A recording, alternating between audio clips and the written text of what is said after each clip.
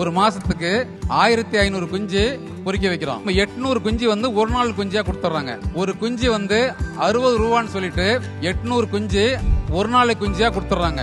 இதுலயே வந்து நமக்கு ஒரு 48,000 வந்துருது. இது இல்லாம ஒரு மாசத்து குஞ்சு டிமாண்ட், இப்போ ஒரு மாசத்து குஞ்சு ரொம்ப டிமாண்ட் ஜாஸ்தியா இருக்குது. இருந்தாலும் என்னால வந்து ஒரு மாசத்துக்கு 200 குஞ்சு தான் கொடுக்க முடியுது. 200 குஞ்சு, ஒரு குஞ்சு ஒண்ணு 120 ரூபான்னு கொடுத்துட்டு இருக்கிறோம். சோ 120 ரூபான்னு கொடுக்கும்போது இதுல ஒரு 24,000 ரூபாய் வருதுங்க. கறிக்கு கொடுக்கலாம்னு சொல்லிட்டு பெரிய கோழியா வளர்த்து கொடுக்குறோம். 200 கோழியா இப்ப மாசம் கொடுக்க போறோம். இதுல வந்து எனக்கு வருமானம் ஒண்ணு பாத்தீங்கன்னாக்கா குறைஞ்சபட்சம் ஒரு கிலோ 400 ரூபாய் பண்ணையிலே வந்து எடுத்துக்கிறாங்க. ஒரு கிலோ 400 ரூபாய்னா 200 கிலோ வரப்போகுது. 200 கிலோ வந்துட்டு ஒரு 80,000 ரூபாய் வருது. தோராயமா வந்துட்டு 1,52,000 ரூபாய் வரைக்கும் நமக்கு இந்த வருமானம் வருதுங்க. என்னை இந்த மேடை வரை அழைத்து வந்த ஈஷா மண் காப்போம் இயக்கத்திற்கும் PSNL கல்லூரிக்கும் எனது மனமார்ந்த நன்றியை தெரிவித்துக் கொள்கிறேன்.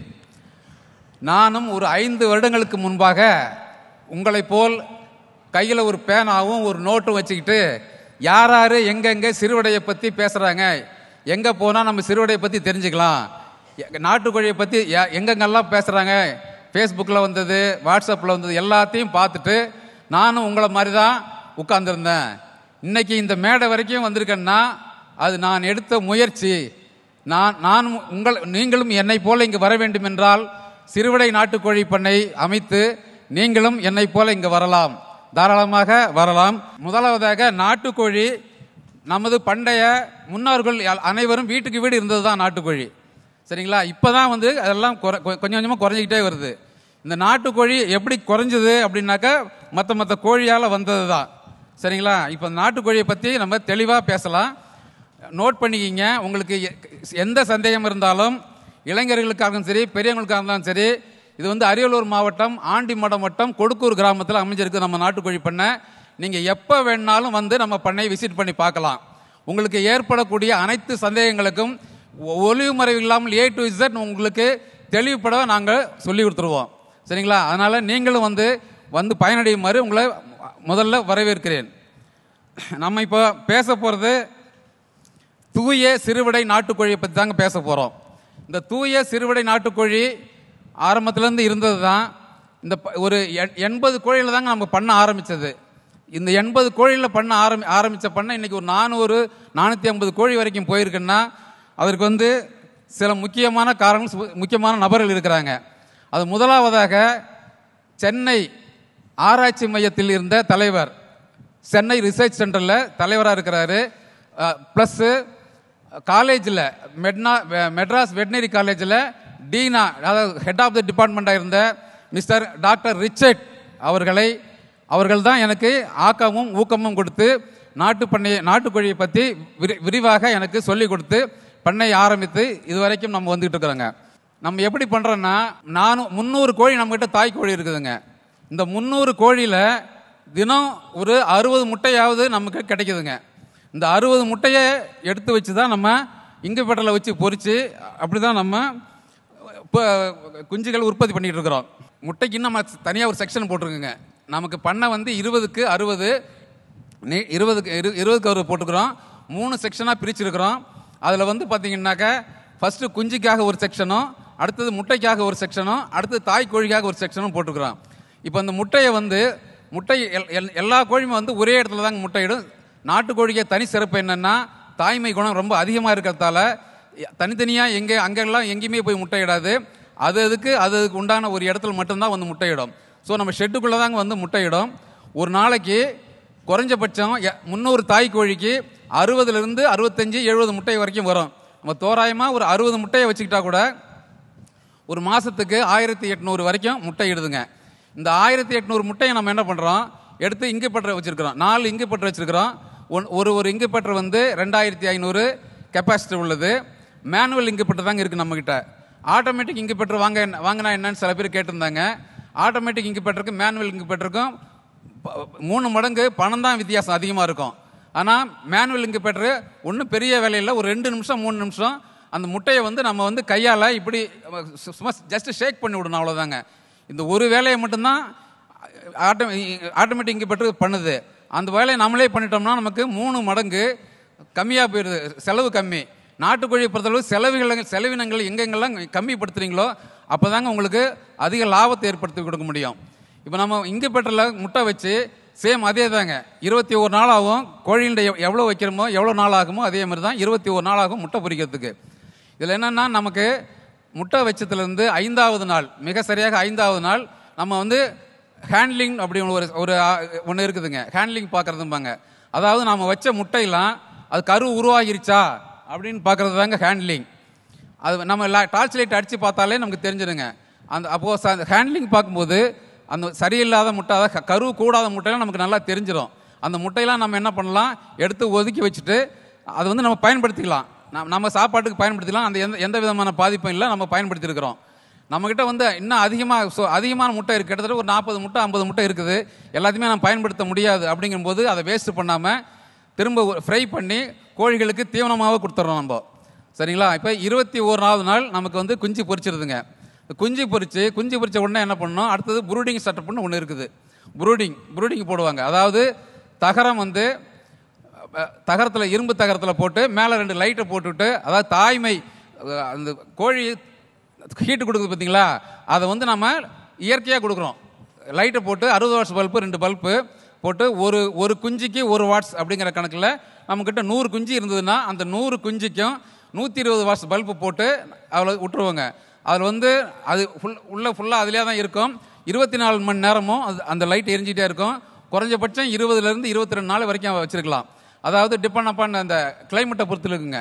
மழை காலத்தில் போட்டிங்கன்னாக்க கிட்டத்தட்ட 1 மாதம் வரைக்குமே நம்ம வந்து அந்த ப்ரூடிங் செட்டப் அப்படியே இருக்கும். ஸோ வெயில் காலம் ரொம்ப அதிகமாக இருந்தால் 15 நாள் 20 நாளே நம்ம வந்து அதை எடுத்துடலாங்க. ஸோ அப்படி எடுத்துடலாம். இப்போ என்ன பண்ணுறோன்னாக்க முதல் நாள் என்ன பண்ணால் சக்கரை தண்ணி அதுதான் கொடுக்கணும் நமக்கு. குஞ்சு காப்பாற்றணும். மெயினாக காப்பாற்றணுன்னாக்க நாம் சொல்கிறோம்ல, நீங்கள் ஃபாலோ பண்ணிங்கனாக்கா நிச்சயமாக ஒரு குஞ்சு கூட இழப்பில்லாமல் நீங்கள் வந்து காப்பாற்றிடலாம். முதல் நாள் பனங்கற்கண்டு, பனவெல்லம் அல்லது சர்க்கரை, நாட்டு சர்க்கரை. இந்த நாட்டு சர்க்கரையை வந்து 1 நாள் 2 நாள் வந்து நம்ம குஞ்சுகளுக்கு வந்து சுடு தண்ணியில் ஆற வச்சு நம்ம கொடுத்தோம்னாக்க உள்ளே இருக்கிற மஞ்சள் கரு, இன்னும் வெளியில் சரியாக வராது மஞ்சள் கரு இருக்கும்பாங்க, அந்த மஞ்சள் கரு மொத்தமாக வெளில வந்துன்னா குஞ்சுகள் ஆரோக்கியமாக இருக்கும். குஞ்சுகள் ஆரோக்கியமாக இருந்தால் மட்டும்தான் அடுத்த லெவலுக்கு நம்ம போக முடியும். அப்படி இல்லைன்னா 1-2 குஞ்சு ஏதோ ஒன்று இறந்துச்சுனாக்க நமக்கு வந்து மைண்டு ரொம்ப அப்செட் ஆயிரும். சரிங்களா? இப்போ வந்து 7வது நாள் வந்து நம்ம F1, அதாவது நமக்கு ஆர்டர் பேரில் தான் நம்ம குஞ்சு கொடுத்துட்ருக்குறோம். F1 அப்படிங்கிறது 7வது நாள் நம்ம கொடுத்துட்ருக்குறோங்க. வேணால் நோட் பண்ணிக்கிங்க. நமக்கு ஆர்டர் கொடுக்குறாங்க. 1 மாதத்து குஞ்சு 2 மாதத்து குஞ்சுன்னு ஆர்டர் கொடுக்குறாங்க.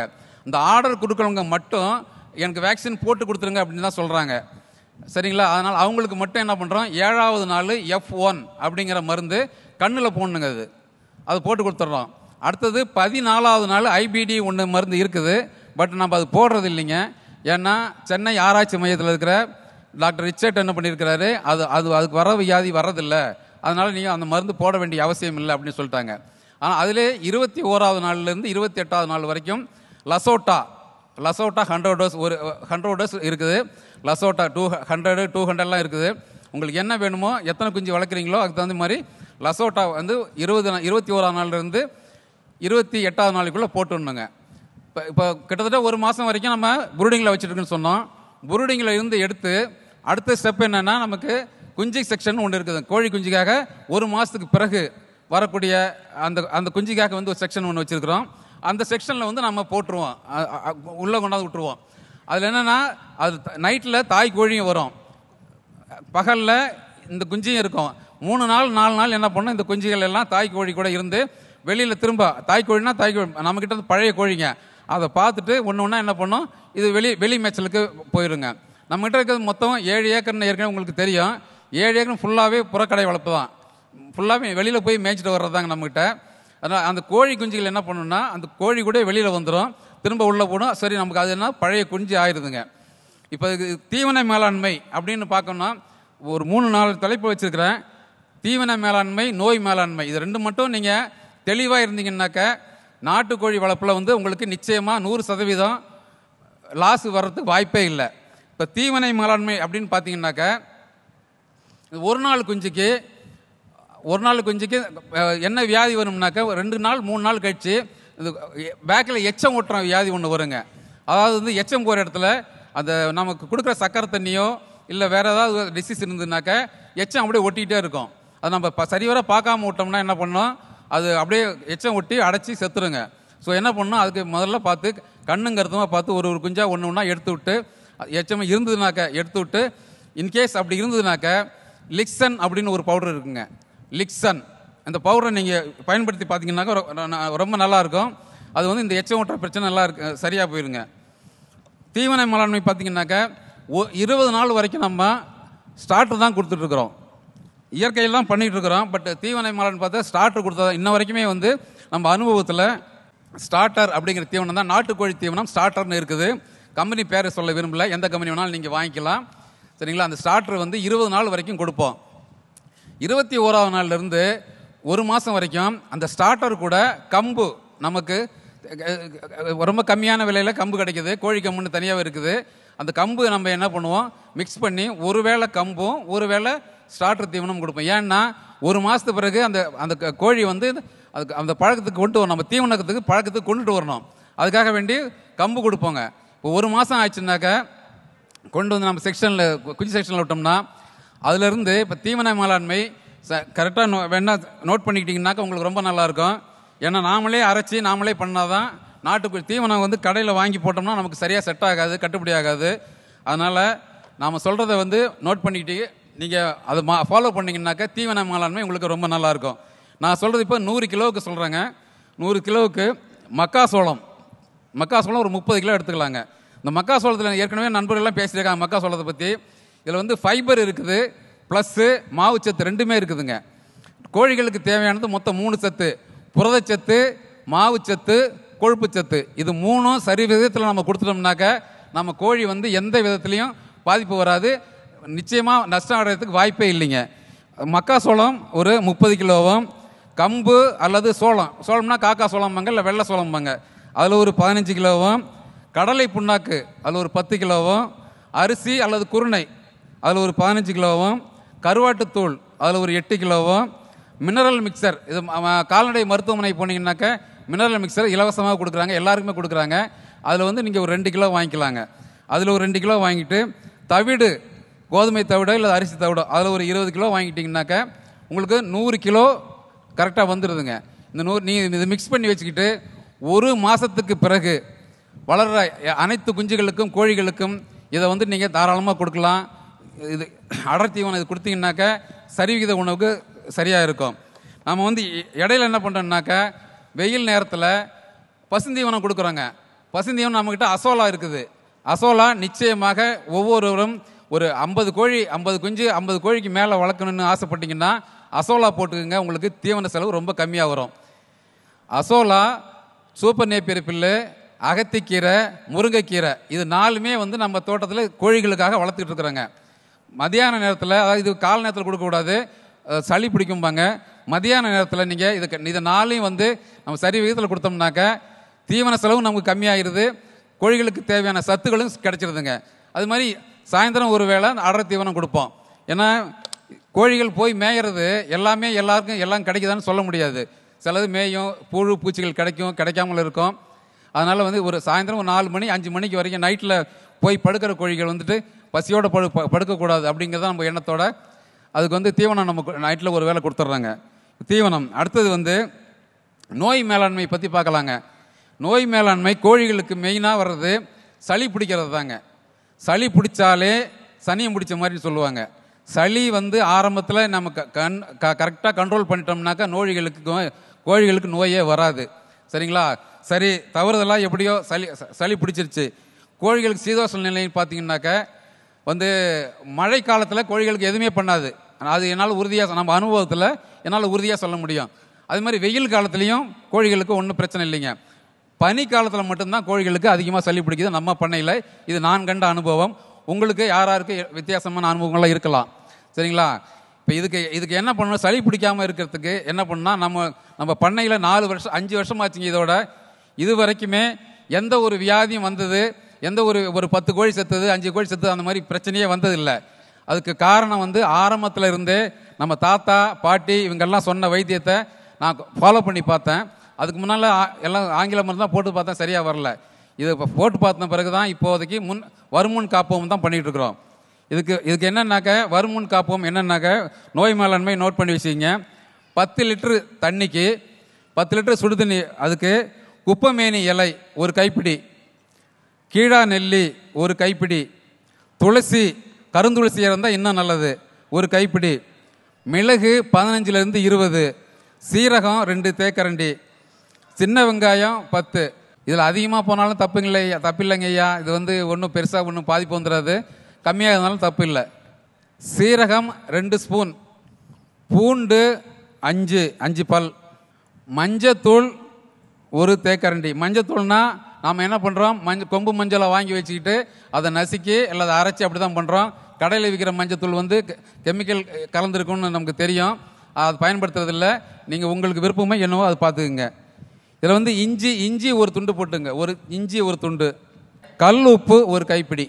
இப்போ இதையெல்லாம் என்ன பண்ணுறோம், 10 லிட்டர் தண்ணியில் நல்லா கொதிக்க வச்சிடணுங்க. கொதிக்க வச்சு நல்லா ஆற வச்சிடணும். ஆற வச்சா விதன்னு இருக்கிற மாதிரி ஆற வச்சுட்டு இதை மாதத்துக்கு 2 முறை, 2 முறைனாக்க 1ஆம் தேதி 2ஆம் தேதி 3ஆம் தேதி, அடுத்தது 15ஆம் தேதி 16ஆம் தேதி 17ஆம் தேதி, 2 முறை 6 நாள் நீங்கள் இந்த கொடுத்து வந்தீங்கன்னாக்க 100% உங்களுடைய கோழிகளுக்கு நோய் அட்டாக்க ஆகாது. இதை என்னால் உறுதியாக சொல்ல முடியும். இதுதான் நம்ம இந்த அஜய் நாட்டுக்கோழி பண்ணை வளர்ந்ததுக்கு ஒரே காரணம், நோய் மேலாண்மையில் இதை நம்ம கடைப்பிடிக்கிறதால தான். இதை நீங்களும் ஃபாலோ பண்ணுங்க, கண்டிப்பாக நோய் மேலாண்மை வராது. இவ்வளோ சில பேர் பேசிட்டு இருக்கும்போது வெள்ளை காய்ச்சலுக்கு எனக்கு மருந்து சொல்லுங்க அப்படிம்பாங்க. ஐயா, நோயே வராதுங்கிறதுக்காக நான் மருந்து சொல்லிட்டு இருக்கிறேன். நீங்கள் வந்த பிறகு மருந்து கேட்டுக்கிட்டீங்க. இல்லை நம்மக்கிட்ட அதுக்கும் இருக்குது, வந்த பிறகு என்ன பண்ணலான்னு சொல்லி அதுக்கு மருந்து இருக்குது, அதையும் நீங்கள் நோட் பண்ணிக்கலாம். சரிங்களா? இந்த இளங்குஞ்சுகளுக்காக சரி, இல்லை பெரிய கோழிகளுக்காக சரி, இதெல்லாம் போட்டும் சளி பிடிச்சிச்சு, மருந்து வந்துச்சு, கோழி உறங்கி நிற்குது, வாயை இப்படி பொழந்து ஆவன்ட்டு மேலே, அது கல்லீரல் பாதிப்பு, வாய் அப்படின்னு பண்ணிட்டு இருந்துச்சுனாக்க அதுக்கு என்ட்ரோடாஸ் பிஹெச் அப்படிங்கிற ஒரு ஆங்கில மருந்து இருக்குதுங்க. என்ட்ரோடாஸ் பிஹெச் நோட் பண்ணிங்க, ENTROTAS, என்ட்ரோடாஸ் பிஹெச். ஐயா, இதை ரொம்ப அதிகமாக கொடுத்துடக்கூடாது, ரொம்ப அதிகமாக கொடுத்தாலும் பாதிப்பு. டிராப்ஸ் கணக்கில் கொடுக்கணும்.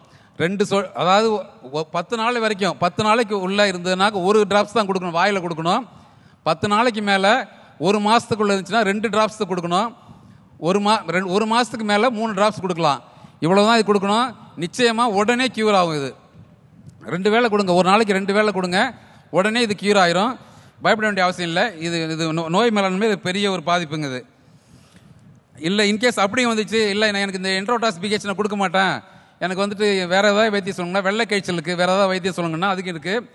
2 வெத்தலை, இஞ்சி 1 துண்டு, மிளகு 5, இவ்வளோ 3 தான். 2 வெத்தலை, இஞ்சி 1 துண்டு, மிளகு 5. இதை மட்டும் நல்லா இடித்து உருண்டையாக உருட்டி வாய்க்கு போட்டுடலாம்.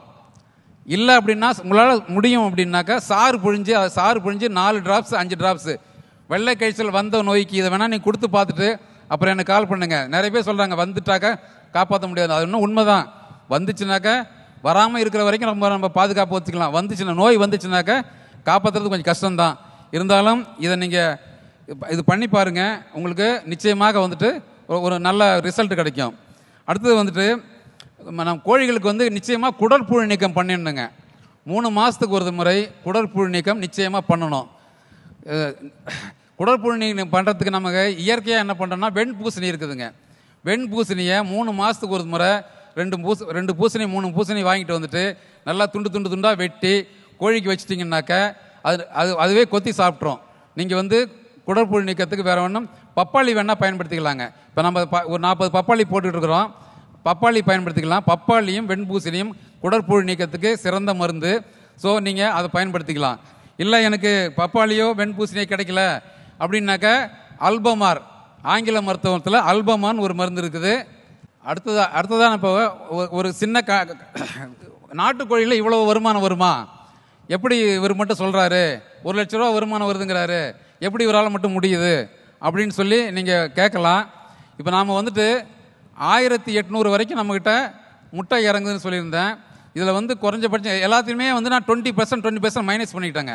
அதாவது 100க்கு 20% நம்ம வந்து கம்மி பண்ணிக்கலாம். அப்படி கம்மி பண்ணினா கூட 1500 குஞ்சுகள் நம்ம பொறிக்க வைக்கிறாங்க. இப்போது ஒரு மாதத்துக்கு 1500 குஞ்சு பொறிக்க வைக்கிறோம். இதில் வந்து நம்ம 800 குஞ்சு வந்து ஒரு நாள் குஞ்சியாக கொடுத்துட்றாங்க. ஒரு குஞ்சு வந்து 60 ரூபான்னு சொல்லிட்டு 800 குஞ்சு ஒரு நாள் குஞ்சியாக கொடுத்துட்றாங்க. இதிலே வந்து நமக்கு ஒரு 48,000 வந்துடுது. சரி, 48,000 இதில் மட்டும் வந்துடுது. இதை இல்லாமல் ஒரு மாதத்து குஞ்சு டிமாண்ட், இப்போ ஒரு மாதத்து குஞ்சு ரொம்ப டிமாண்ட் ஜாஸ்தியாக இருக்குது. இருந்தாலும் என்னால் வந்து ஒரு மாதத்துக்கு 200 குஞ்சு தான் கொடுக்க முடியுது. இந்த 200 குஞ்சில் 200 குஞ்சு ஒரு குஞ்சு ஒன்று 120 ரூபான்னு கொடுத்துட்ருக்குறோம். ஸோ 120 ரூபான்னு கொடுக்கும்போது இதில் ஒரு 24,000 ரூபாய் வருதுங்க. இதை இல்லாமல் பெரிய கோழியாக வளர்த்து கோழி இப்போ கறிக்கு கொடுக்கலான்னு சொல்லிட்டு பெரிய கோழியாக வளர்த்து கொடுக்குறோம். 200 கோழியாக இப்போ மாதம் கொடுக்க போகிறோம் இந்த மாதத்துலேருந்து. இதில் வந்து எனக்கு வருமானம் ஒன்று பார்த்தீங்கன்னாக்கா குறைஞ்சபட்சம் 200 கிலோ, ஒரு கிலோ வந்து நம்ம பண்ணையிலே வந்து எடுத்துகிட்டு போகிறேன்ட்டு ஆர்டர் பண்ணியிருக்காங்க. கோயம்புத்தூர்லேருந்து மதுரையிலேருந்து ஒரு கிலோ 400 ரூபாய் பண்ணையிலே வந்து எடுத்துக்கிறாங்க. ஸோ எனக்கு அதில் வந்துட்டு ஒரு கிலோ 400 ரூபாய்னா 200 கிலோ வரப்போகுது. 200 கிலோ வந்துட்டு ஒரு 80,000 ரூபா வருது. ஸோ தோராயமாக வந்துட்டு 1,52,000 ரூபா வரைக்கும் நமக்கு இந்த வருமானம் வருதுங்க. செலவு நமக்கு ரொம்ப கம்மி தான். காரணம் என்னன்னாக்கா, நம்ம மேய்ச்சல் முறையில் வளர்க்குறோம், பசுந்தீவனம் போடுறோம். பசுந்தீவனம் இது இல்லாமல் நமக்கு சந்தை அக்கம் பக்கம் இருக்கிற சந்தைகளில் போயிட்டு நீங்கள் அந்த முட்டைக்கோஸ் இலை, பீட்ரூட் இலை, அந்த மாதிரி இலைலாம் இருக்குது பார்த்தீங்களா, அதெல்லாம் நாங்கள் வாங்கிட்டு வந்து என்ன பண்ணுவோம், சின்னதாக துண்டாக நறுக்கி நீங்கள் கோழிகளுக்கு போட்டால் ஒரு வேளை தீவனம் உங்களுக்கு கம்மியாயிரும். இந்த கல்யாண வீட்டிலாம் பார்த்தீங்கன்னா வாழை மட்டை, வாழை இதெல்லாம் கிடக்கும். அதெல்லாம் எடுத்துகிட்டு வந்து போட்டிங்கன்னாக்கா அது பட்டை உரிச்சு போட்டால் போதும். நீங்கள் சிறுவழி நாட்டுக்கோழி பார்த்து நீங்கள் இது பசுந்தீவனம் எது போட்டாலும் விரும்பி சாப்பிட்ருங்க. இப்போ நம்ம செலவு 1,52,000 நான் வருமானம் சொல்லியிருக்கிறேன். வேணா ஒரு தடவை நோட் பண்ணிங்க. ஒரு நாளைக்கு குஞ்சு 800 குஞ்சு கொடுக்குறேன். ஒரு குஞ்சு ஒன்று 60 ரூபான்னு, ஒரு மாதத்துக்கு குஞ்சு 120 ரூபான்னு 200 குஞ்சு கொடுக்குறேன். 24,000 வருது. வெடை கோழியாக ஒரு 200, 400 ரூபான்னு போட்டு 80,000, 152,000 நமக்கு இப்போது வருமானம் வந்துகிட்டு இருக்குது. இது செலவுன்னு பார்த்தீங்கன்னா தீவன செலவு 18,000 ரூபா வருதுங்க எனக்கு. சரிங்களா, தீவன செலவு 18,000 ரூபா வருது. கம்பு சோளம் முளை கட்டி போட்டுருவாங்க. இது ஈவினிங் பார்த்தீங்கன்னா சில நேரத்தில் வந்து இது எல்லாமே எதுவுமே கிடைக்கலன்னு வச்சுக்கோ, பசுந்தீவனம் இல்லைன்னாக்க நாள் கம்போ சோளத்தையோ இல்லை கோதுமையோ எதுவாக இருந்தாலும் சரி, நீங்கள் தானியம் எது இருந்தாலும் சரி, ஒரு நாளைக்கு முன்னாலே தண்ணியில் ஊற வச்சு அதை வந்து முளை கட்டி நல்லா இந்த அளவுக்கு முளைச்சி வந்த பிறகு நீங்கள் போட்டிங்கன்னா அது விரும்பி சாப்பிடுங்க. அதில் வந்து ஊட்டச்சத்துக்கள் ரொம்ப அதிகம், புரோட்டீன் சத்து ரொம்ப அதிகமாக இருக்குது. நம்ம அந்த வகையில் பார்த்தீங்கன்னா நமக்கு ஒரு 2,700 ரூபா வரைக்கும் வருதுங்க. இது வந்து ப்ராக்டிக்கலாக நான் வந்து செஞ்சு உங்களுக்கு காட்டுறேன். இது வேறு தியேட்டிக்கலாக ஒன்றும் எழுதிட்டு வரல. ப்ராக்டிக்கலாக நான் என்ன நடக்குதோ அதை வந்து ஒளிவு மறைவு இல்லாமல் நான் உங்கள்கிட்ட சொல்லிட்டு இருக்கிறேங்க. அடுத்து காலையில் வந்து பார்த்தீங்கன்னா முட்டை தீவனம், முட்டைக்குன்னு இப்போ ஒரு தீவனம் கம்பெனியில் போட்டிருக்காங்க, லேயர் மெஷ் இருக்குது. சரி, நாமளும் பயன்படுத்தி பார்க்கலாமே அப்படின்னு சொல்லிட்டு காலையில் ஒரு வேளை லேயர் மெஷ் போட்டுட்ருக்குறாங்க. அதில் வந்து 30 கிலோ ஒரு நாளைக்கு 4 கிலோ வரைக்கும் போடுறாங்க. அதில் வந்து எனக்கு 2 மூட்டை ஆகுது, 3,200 ரூபா வரைக்கும் வருது. அடுத்தது குஞ்சு தீவனம், ஸ்டார்டர் தீவனம் பார்த்தீங்கன்னாக்கா ஒரு 100 குஞ்சுக்கு 25 கிலோ போதுங்க. 100 குஞ்சுக்கு 25 கிலோ ஸ்டார்டர் தீவனம் போதும். அது 200 குஞ்சுக்கு ஒரு மூட்டை. சரிங்களா, அதில் வந்து அந்த வகையில் பார்த்தீங்கன்னா எனக்கு 1,900 ரூபா வருதுங்க. ஸோ 26,200 ரூபா இந்த தீவன செலவுக்கு எனக்கு 26,200 ரூபா வருதுங்க.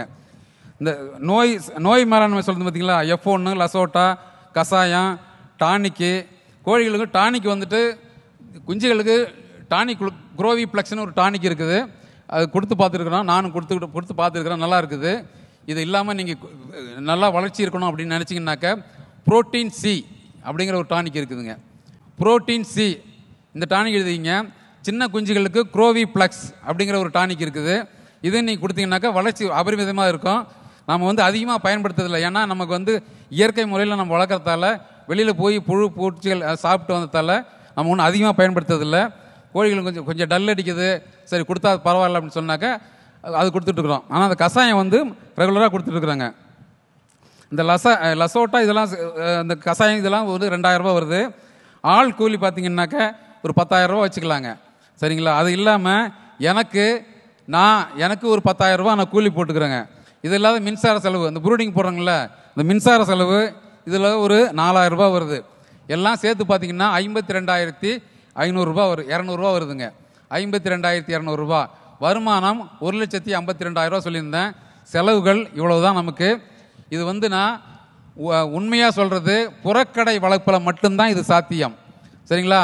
எல்லாருமே வந்துட்டு உள்ளே அடைச்சி வச்சிங்கனாக்க உங்களுக்கு வந்து தீவன செலவு அதிகமாகும், மருந்து செலவு அதிகமாகும். புறக்கடை வளர்ப்பு, அதாவது மேய்ச்சல் முறையில் யாராவது வளர்க்குனாக்க இதை நீங்கள் இதை ஃபாலோ பண்ணினால் போதும், உங்களுக்கு நிச்சயமாக உங்களுக்கும் வருமானம் எடுக்கலாம். சரிங்களா? புதுசாக யாராவது பண்ண ஆரம்பிக்கணும்னு நினைக்கிறீங்கன்னா நீங்கள் நேரடியாக உங்களுக்கு எல்லாத்துக்கும் இருகரம் கூப்பி உங்களை வரவேற்கிறது என்னென்னா, அஜய் நாட்டுக்கோழி பண்ணைக்கு ஒரு முறை கண்டிப்பாக வாங்க. சரிங்களா? உங்களை எல்லாருமே வரவேற்கிறேன். வந்து நம்ம பண்ணை என்ன அமைப்பு பண்ணியிருக்கிறோம், அதாவது வந்து இது வந்து எனக்கு 2 மணி நேரம் 3 மணி நேரம் ஆகுங்க. நம்ம பண்ணை நிறைய பேர் வந்து திண்டுக்கல்லேருந்து 16 பேர் வந்து விசிட் பண்ணியிருக்காங்க. யாராவது இங்கே வந்துடுறீங்களா ஐயா? எந்த கை தூங்க பார்க்கலாம். இந்த 200 ரூபாய்க்கு பயந்துட்டு யாரும் வரல போல்றது. திண்டுக்கல்லேருந்து 16 பேர் நம்மக்கிட்ட பண்ணைக்கு வந்திருக்கிறாங்க, விசிட் பண்ணியிருக்கிறாங்க. அது இல்லாமல் வந்துட்டு என்ன குஞ்சு நம்மக்கிட்ட வாங்கிட்டு, திண்டுக்கல்லுக்கு குஞ்சு ரெகுலராக வாங்கிட்டு வராங்க. ஆனால் அவங்க எல்லாத்தையும் ஃபோன் பண்ணி சொன்னேன், நான் இது மாதிரி வரேங்க ஐயா, கொஞ்சம் வாங்க, கொஞ்சம் சப்போர்ட் பண்ணுங்கன்னு. யாருமே வரல போல் இருக்கு. சரி பரவாயில்ல, இருட்டுங்க. இப்போ நம்ம பண்ணைக்கு நீங்கள் கண்டிப்பாக ஒரு முறையாவது வாங்க, வந்து பண்ண அமைப்பு பாருங்க, எப்படி வளர்க்குறோன்னு பாருங்க. நிச்சயமாக நீங்கள் எல்லாருமே வந்து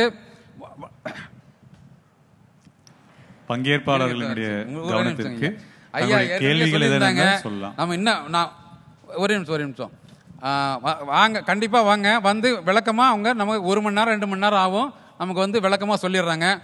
இப்போது ஒரே ஒரு இந்த என் கூட பையன் வெளிநாட்டில் ஒருத்தன் வந்திருந்தான். நான் கோழியை பற்றி அங்கேயே பேசிட்டு இருந்தேன். கேட்டேன், ஏன்ப்பா வெளிநாடு வந்தேன்னு. அண்ணா நான் ஒரு 5 லட்ச ரூபா கடன் ஆயிடுச்சுண்ணே, அதனால தான் வெளிநாடு வந்தேன்னா. டேய் எதுக்குடா கடன் வாங்கினேன்னா, நான் வெளிநாடு வரத்தானே கடன் வாங்கினேன் அப்படின்னா.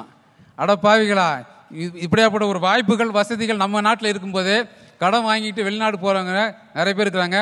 போங்க வேணான்னு சொல்ல, இருந்தாலும் நம்மளே நாம் வந்துட்டு நிச்சயமாக நம்மளை தயார்படுத்திக் கொள்ளலாம். இட வசதி இருந்தால் போதும், நம்மளை தயார்படுத்திக் கொள்ளலாம்.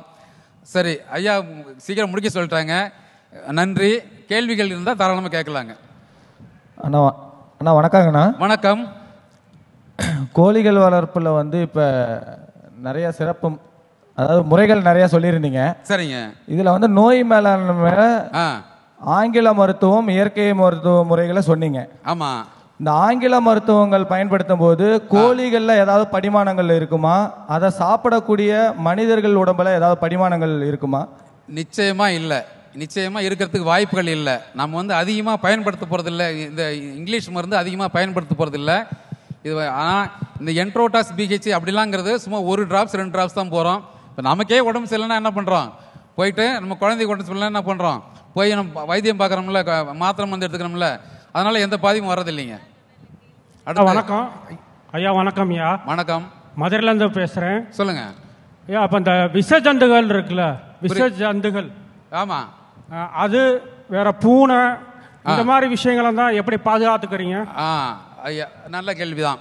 இப்போ இந்த கோழிகளுக்கு பாம்பு, கீரி, பூனை, நாய், பெருச்சாளி இது 5யும் வந்துட்டு நமக்கு நமக்கு தொல்லை தான்.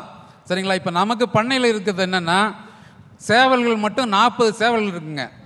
40 சேவல்களில் ஒரு சின்ன ஒரு பாம்பு வந்தாலும் சரி, உடனே போய் இந்த சேவல் எல்லாம் சேர்ந்து, சேவல் பெட்டெல்லாம் சேர்ந்து அதை அடித்து விரட்டிடுது. அடுத்தது கீரி வந்தாலும் சேவல் வந்து அலர்ட் பண்ணிட்டுரும். மேலே பருந்து வந்தாலும் சேவல் வந்து அலர்ட் பண்ணி குஞ்சுகள்லாம் போய் எங்கெங்கே தைக்கணுமோ அங்கங்கே தைக்கும். அதனால் நம்ம பண்ணையை பொறுத்தளவு இதுக்கு இந்த இந்த இந்த இந்த எந்த ஒரு நமக்கு பிரச்சனையும் வந்தது இல்லைங்க இது வரைக்கும். நன்றிங்க. நன்றி நன்றி ஐயா. இந்த சிறுவடை கோழி வந்து உங்க மாவட்டத்தோட கோழின்னு சொன்னீங்க. ஆமாங்க. இதான் அந்த கோழி வந்து எல்லா மாவட்டத்துக்கும் சூட் ஆகுமா, இல்லை ஒவ்வொரு மாவட்டத்திலையும் அவங்கவுங்க தகுந்த மாதிரி தேடி எடுக்கணுமா? எல்லா மாவட்டத்துலையும் சூட் ஆகும் ஐயா. இது வந்து நமது பாரம்பரிய கோழிங்க ஐயா. தமிழ்நாட்டினுடைய, இந்தியாவுடைய பாரம்பரிய கோழி எல்லா மாவட்டத்திலையும் சூட் ஆகும். நான் எல்லா மாவட்டத்துக்கும் குஞ்சு அனுப்பியிருக்கிறேன். எல்லாம் நல்லா இருக்குன்னு சொல்கிறாங்க.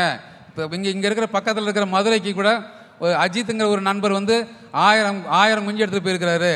அருமையாக வளர்த்துட்டு இருக்கிறாரு. நீங்கள் வேணா நான் நம்பர் தரேன், வேணா போய் பக்கத்தில் பார்க்கணுன்னா பாருங்கள். இது வந்து சிறுவடை நாட்டுக்கோழி, அடிப்பிடிக்கி தாங்கக்கூடியது. எவ்வளவு வெயில் அடித்தாலும் இதுக்கு ஒன்றும் பாதிப்பு இல்லை, எவ்வளவு மழை பெஞ்சாலும் பாதிப்பு இல்லை.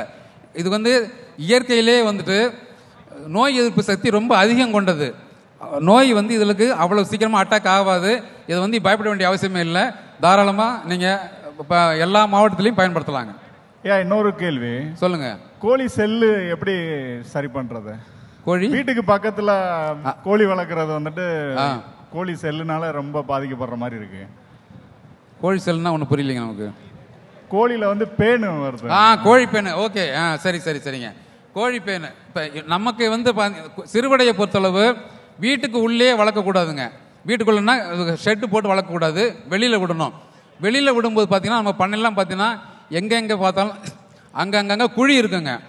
என்னன்னு பார்த்தா கோழிக்கு வந்து சீச்சிக்கிட்டு மண் அள்ளி மேலே போட்டுக்கும். மண் குளியல்பாங்க அதுக்கு.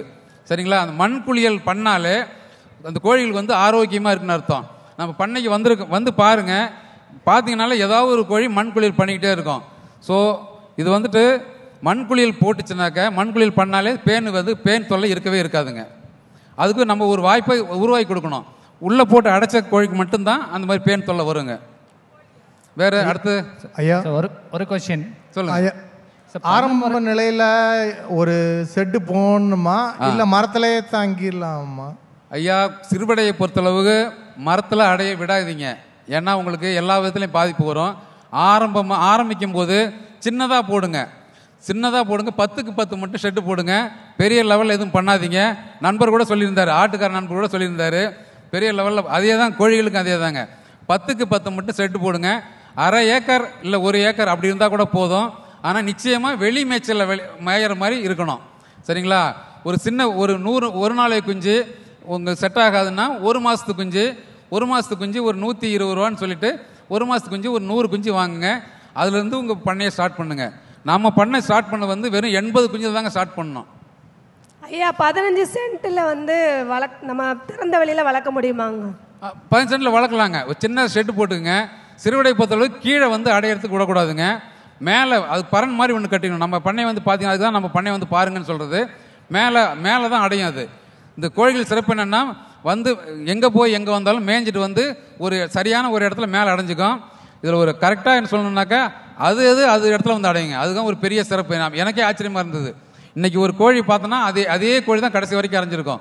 ஒரு கோழி பக்கத்தில் இந்த பக்கம் ஒரு பெட்டை, அந்த பக்கம் ஒரு பெட்டை, அப்படி தான் பார்த்தீங்கன்னா அதே மாதிரி அடைஞ்சிருக்கும். மேலே வந்து அடையிறதுக்கு பார்த்துங்க. 15 சென்ட்டில் தாராளமாக கோழி வளர்க்கலாங்க. ஐயா, தீவன மேலாண்மை பற்றி ஒரு கொஸ்டின்ங்க. சொல்லுங்க ஐயா. ஸோ நீங்கள் 400 தாய்க்கோழி வச்சிருக்கேன், நீங்கள் 45 சேவல் சொன்னீங்க இல்லையா? ஆமாம். இது எல்லாத்துக்கும் அடர் தீவனமாக எவ்வளோ கொடுக்குறீங்க ஒரு நாளைக்கு? அடர் தீவனம் ஒரு நாளைக்கு வந்துட்டு 20 கிலோ வருதுங்க ஐயா. ஒரு நாளைக்கு 20 கிலோ. ஓகேங்க. என்ன விலையில வாங்குறீங்க? இல்லை என்ன விலை தயாரிக்கிறீங்க? இல்லை, நாமளே தயாரிப்பு. மொத்தமாக அந்த மக்கா சோளம் சொல்கிறோம்ல, அது 25 ரூபான்னு வாங்கியிருக்கேங்க. அது மொத்தமாக நமக்கு பக்கத்துலேயே வாங்கிட்டோம். டிரான்ஸ்போர்ட் செலவு இல்லாமல் நம்ம ஊர்லேயே கிடைக்குது. மக்கா சோளம் 25 ரூபான்னு வாங்குகிறோம்.